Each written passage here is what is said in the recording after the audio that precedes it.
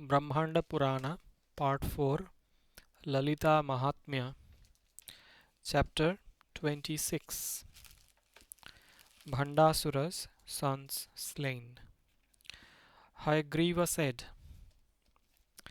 even the mighty Kutilaksha, who was accompanied by an army of 10 Akshohinis, was utterly defeated in the battle by the sharp arrows of Dandanatha, and he fled from the field.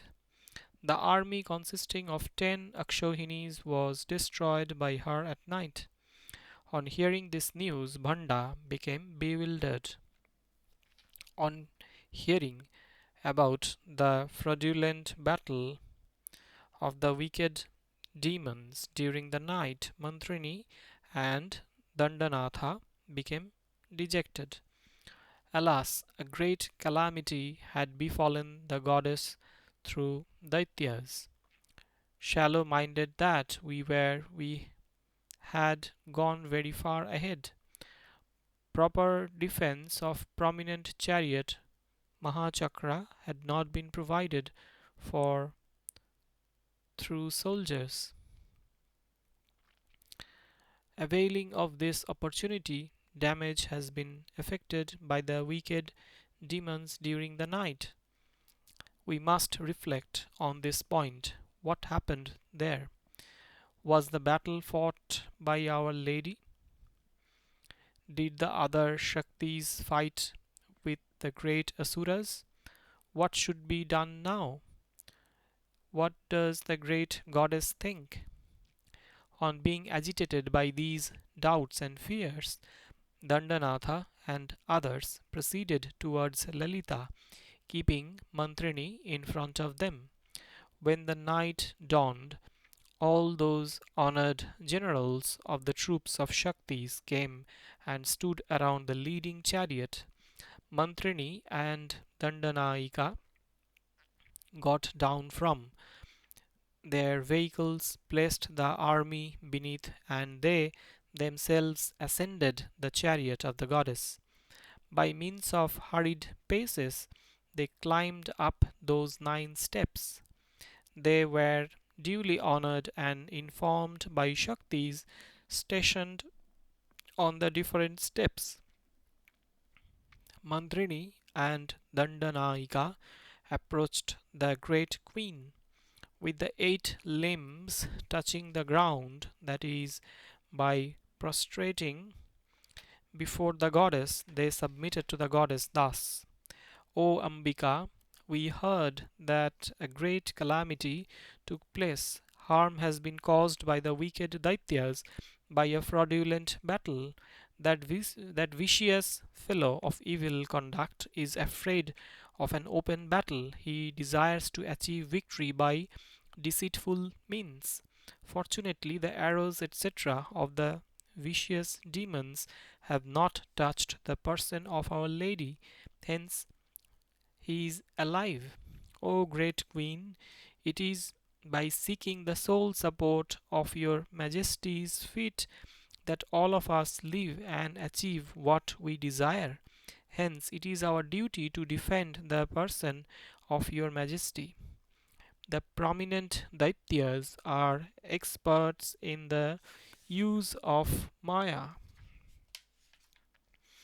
In this connection, let the deliberations and consultations be held. The base Danavas, beginning with Bhanda, should be defeated during the period of their misery. Henceforth they shall not be able to carry on fraudulent war, nor shall they penetrate this army. For that purpose, an enormous camp, 100 yojanas in extent, should be built on the southern side of the mountain Mahendra. Let a rampart of blazing fire be made for defense. For suppressing the haughtiness of the enemy, let the intervening space of our camp site be made 100 yojanas in length. The gate of the rampart wall of fire should be in the south, because Shunyaka, the city of the enemies, is situated in the southern region. Many attendants should be employed at the entrance. They should be armed and be ready to stop those who go in or come out. Only those who are always active, who are ready to forego sleep, and who are never idle should be engaged. In case it is arranged in this manner, the fraudulent attack designed to be carried out by our enemies, the wicked demons, will be impossible. They cannot make a major surprise attack during untimely hours such as dusks, midnights, etc. If not, the evil minded Daityas who adopt many Maya tactics will strike the entire great army like robbers who plunder everything before our eyes. After hearing these words of Mantrini and Dandanatha, Lalita spoke thus, shedding pearls, as it were, by means of the white sparkles of the teeth. This counsel of yore is the result of a very good deliberation and a fine intelligence. This is the path of shrewd and wise people. This is the ancient and eternal policy. It is only after making proper arrangement for the defense of one's own army by adopting strong measures that the offensive against the enemy's forces should be undertaken by the leading persons who wish to attain victory. After saying thus to Mantrini and Dandanatha, that goddess Lalita called the Nitya deity Jwala Malini and spoke us, O dear one, you have the form of fire. Your features are fiery flames. Let the defense of this great army be provided for by you. After encircling the ground to the extent of 100 yojanas, assume the form of a fiery flame 30 yojanas in height, leaving an opening of a yojana. Retain your blazing body elsewhere. Having adopted the nature of a fiery flame, protect the entire army. After saying this to the Nitya deity Jwala Malinika, Lalita, the goddess, attempted to proceed to the northern region of the Mahendra.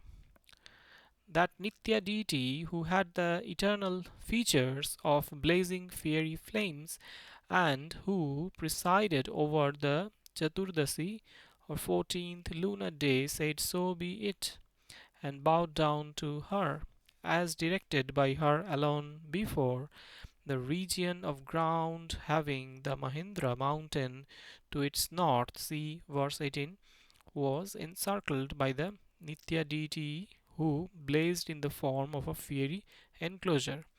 The Nitya deity had the features of a garland of fiery flames or the Ketaki flowers forming a circle in the sky. By entering the enormously spacious enclosure, the army of Dandanatha, the army of Mantrinatha, and the large army of other great Shaktis also became liberated from fatigue and shone well. Dandini placed the leading chariot, Raja Chakraratha, in the middle.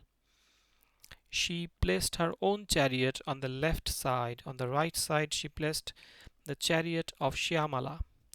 On the back, she placed Sampadisi, and in the front, Hayasana. After placing different persons all round Chakra Raja Ratha, she stationed at the entrance the deity named Stambhini, who appeared fierce with a blazing staff for her weapon and who was accompanied by 20 Akshohinis of soldiers. This deity of Dandanatha is well known as Vigna Devi also. After arranging for the complete defense of the camp, when the sun had risen well up in the sky, the deity Potrini resorted to war once again. Thereupon, making a great deal of tumultuous shout and uproar, The great army of Shaktis set out from the fiery enclosure through the opening. On hearing that the interior of the camp of Lalita had been well guarded thus, Bhanda, the ferocious Danava, felt the fever of great indignation all over again. He had consultation once again with Kutilaksha and others, with Vishanga and Vishukra, as well as with his own sons, in order to carry on the battle in one extensive onslaught. That fierce Danava Bhanda called his sons Chaturbahu and others who resembled the four oceans and who were efficient in all activities connected with war. Blazing with fierce fury, he sent them to the battle front. His sons, 30 in number, were mighty with huge bodies. I shall mention their names, O pot-born sage, listen. They were Chaturbahu, Chakoraksha, the third one Chatushirash, Vajraghosha, Urdhvakesha, Mahakaya, Mahahanu, Makhashatru, Makhaskandi, Simhaghosha, Siralakha, Laduna, Pattasena, Purajit, Purvamaraka, Swargashatru, Swargabala, Durgakhya, that is one named Durga, Swargakantaka, Swargakantaka, Atimaya, Brihanmaya, and the powerful Upamaya. The footnote says 8 names are omitted here. They are Andhaka, Sindhunetra, Kupaka, Kupilochana, Guhaksha, Gandagalla or Gandavella, Chandadharma, Yamantaka. These were the haughty, evil-minded sons of Daityas, uh, evil-minded sons of Daitya, Bhanda. They had vigorous physical bodies and heroism on a par with their father. After coming, they devoutly saluted the feet of Bhanda, glancing at them with delighted eyes. That Danava, the destroyer of his own family, spoke these words gravely: O my sons, who can be equal to you on the earth? It is with your help alone that the universe was formerly conquered by me. In the course of the battle, you have furiously pulled the tresses of devas such as Shakra, Agni, Yama, Niriti, and Varuna. You know how to wield all kinds of missiles and weapons, but even when you all are wakeful and alert, this deprivation has befallen our family. A certain wayward and naughty woman who employs Maya tactics and who is foolishly proud about her capacity for fighting and is accompanied by many women on a par with herself is harassing us. Therefore, you should certainly bring her under your control in the course of battle. She should be captured alive by you who are equipped with blazing weapons. There is impropriety in sending you all against one woman despite the fact that you are blind with immeasurable fury. Still, this is how fate works. Please endure this one thing contrary to your heroism and glory. After saying thus, Bhanda, the leading Daitya, dispatched them to the battlefield. In order to assist them, he sent 200 Akshohinis of soldiers too. Being the tilakas, the sacred mark on the forehead, on the face of the lady in the form of the army consisting of 200 Akshohinis. They, the sons of Bhanda, went out from their abode with arms in their hands and their brows well knitted in anger and frown. At the departure of the sons of Bhanda, the earth quaked. There were many evil portentous phenomena. The universe became excessively frightened as the princes went along the streets in their vehicles. The elderly woman of the city showered those princes of great strength with fried grains. The bards and the panegyrists eulogized, uh, eulogized the princess. The ladies of the city performed the rite of ceremonious waving of lights as a mark of good wishes at every door. When they set off, the earth appeared as though it was being split. It seemed as though the sky was being dragged, and it looked as though the sea was being churned up and revolving, taking with them an army consisting of 200 200 Akshohinis of soldiers. The sons of Bhanda set out from the city with faces rendered cruel on account of eyebrows raised in anger. They boastingly said to one another, "In the course of the battle we shall devour the armies of Shaktis in a moment. With sharp arrows we shall reduce their weapons to powder. With our vehement violence and velocity we shall surpass the enclosure of fiery rampart wall. We shall quickly arrest and capture that vainly proud and foolish Lalita." They swaggered thus to one another by loudly proclaiming heroic boasts. The sons of Bhanda thus approached the enclosure of fiery rampart. Blinded by youthfulness and arrogance, with their power of vision all but restrained and with eyebrows lifted up crookedly, they made loud noise like the roar of a lion. It seemed as if the whole cosmic egg was being split by it, because it had great impetuosity and the velocity of the terrible thundering of clouds at the time of world dissolution. The outcome of this loud sound that had not been experienced before excited and stirred up the ears and the minds of Shaktis. After coming, they made a great uproar through their soldiers and discharged different weapons that increased the splendor of aerial chariots. On hearing that the sons of Daitya Bhanda, the chief of whom was Chaturbahu, had come for the purpose of fighting, Bala, the daughter of Lalita, showed interest in it.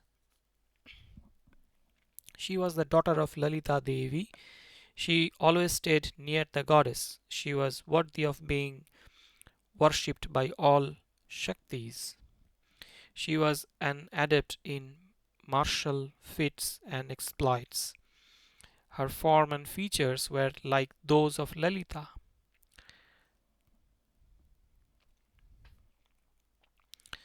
The footnote says this means it was after about 9 or 10 years after Lalita's marriage that she undertook the campaign against Bhandasura. A sort of poetic balance is effected by matching the daughter of Lalita against the sons of Bhandasura in the battle. Okay. She was always like a 9-year-old girl, yet she was a great mine of all lores. Her body was like the rising sun. Her creeper-like slender body was in complexion. She was perpetually present near the footrest of the great queen. She was at it were the vital breath of the goddess moving externally. She was her fourth eye. She became furious and thought thus: I shall immediately kill those sons of Bhanda who have come here. After making up her mind thus, Balamba submitted to the great queen mother. The sons of Bhanda, the great Daitya, have come to fight. I wish to fight with them. I am interested in this because I am a young girl. My arms throb with an itching sensation for war. This is my playful activity. It should not be curbed by your orders of prohibition. Indeed, I am a girl loving toys and playful pastimes. By this play of fighting for a moment I shall become delighted mentally. On being requested thus, the goddess replied to Kumarika: Dear child, your limbs are very tender and soft. You are only 9 years old. This is your first step and performance. Your training in warfare is fresh and recent. You are my only daughter. Without you, my breathing activity does not go on even for a moment. You are my very vital breath. Do not go in for the great war. We have Dandini, Mantrini, and crores of other Shaktis for fighting. Dear child, why do you commit this blunder? Although prevented thus by Sri Lalita Devi, the girl was overcome by adolescent curiosity. She requested once again for permission to fight. On observing her steadfast decision, Sri Lalita, the mother, granted her permission after closely clasping her in her arms. She took off one of her armors and gave it to her. From her weapons, she gave her the requisite weapons and sent her off. Kumarika, the virgin goddess, got into the covered palanquin that had been extracted by the great queen from the staff of her bow, and to which hundreds of swans were yoked for drawing. When she, the girl, was set out for the battle, the deities stationed on all the steps bowed down to her with palms joined in reverence and held their swords erect. Being saluted by them, she got down from the excellent chariot Chakrarajaratha and entered the army stationed at the bottom. On seeing the girl, red-faced, in fury coming on, Mantrini and Mantrini and Dandanatha were frightened. They said these words: Why, O princess, have you actively engaged yourself in battle? Why are you suddenly dispatched to the war front by the great queen herself? When the soldiers are present and ready, this is not proper, since you, O girl, are the personified life of Sri Devi. Recede from your enthusiastic participation in war. We are making obeisance to you. Though earnestly requested by them, she moved on, steadfast in her decision. Mantrini and Dandanaika were immensely surprised. They went along with her on either side in order to guard her. Followed by both of them, along with plenty of soldiers, Kumarika went out through the opening in the fiery enclosure. Seated in her covered palanquin, she accepted and acknowledged the series of palms joined in reverence by way of obeisance of the armies of Shaktis along with their leaders. That virgin, the suppressor of enemies, rushed at the wicked sons of Bhanda. She had no private and local army. The entire army of Lalita became her own army. Then commenced the war when haughtiness and feats of exploits were displayed. The virgin showered volleys of arrows on the leading Daityas. The fight that the daughter of the great queen fought with the sons of Asura Bhanda was a thing covetable to both Suras and Asuras. On seeing that 9-year-old girl discharging volleys of arrows seated within the palanquin, Daitya princess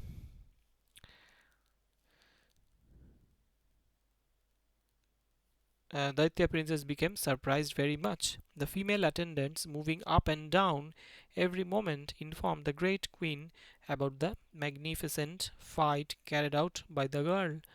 Mantrini and Dandanatha remained there as silent onlookers, but they never left her in the course of the battle. Though the Virgin had only one single physical form, she appeared differently to each one of those sons of Daitya, like a series of reflections of the sun. Her face was red with anger like the red lotus. With fire crested arrows she hit and pierced the vulnerable and vital parts of their bodies, along with the different kinds of shouts of well done of the heaven dwellers who stood watching in the firmament. Mantrini and Dandanatha too gave expressions to their surprise, being praised thus by these. The active and agile Virgin went on fighting by discharging miraculous missiles and counter missiles. She hit and injured all of them and exhibited her strength during the second day of the battle by discharging the Narayana missile. The daughter of the great queen reduced the army consisting of 200 Akshohinis to ashes within a trice. By the destruction of the Akshohinis within a short while, they became furious, drawing their big bows fully, they rushed in a body with ease. Thereupon a tumultuous and chaotic sound rose from the midst of Shaktis and the heaven dwellers. That virgin then discharged 30 arrows simultaneously. The heads of all 30 sons of Bhanda were the heads of all 30 sons of Bhanda were struck down by 30 arrows with crescent-shaped tips discharged by her with great dexterity. When the sons of Bhanda attained the abode of the god of death, thus those celestials standing in the sky were surprised very much. They showered flowers.